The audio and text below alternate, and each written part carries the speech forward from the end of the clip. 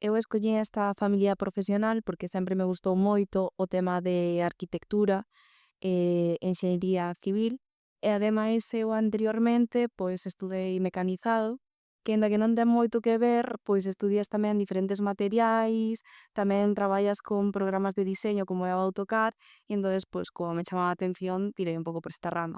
O meu módulo preferido, dado que estou en primeiro, sería RC, porque é o módulo máis enfocado no deseño, no que vemos varios programas como AutoCAD, Architecture, Civil,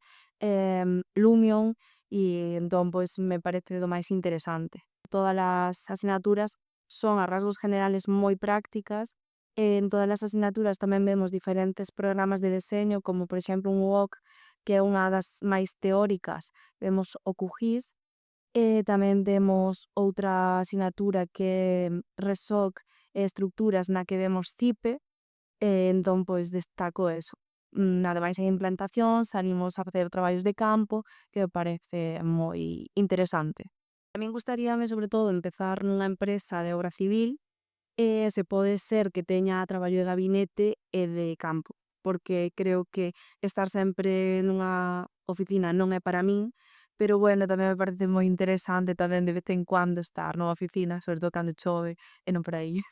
As prácticas de aquí do centro son moi interesantes, facémolas normalmente en grupo, solemos ir ca estación, vamos collendo diferentes puntos, despois volcámolo ao AutoCAD para facer un proxecto, entón, pois, creo que ves moi ben o que vai ser a realidade laboral, creo que sales realmente preparado. Recomendo estudar este ciclo porque creo que as persoas que lle interese realmente a arquitectura ou a enxeñería civil van a ver de maneira bastante práctica o que é a realidade laboral. Entón, non é o mismo dedicar 4 anos e despois ver o que vai ser a túa vida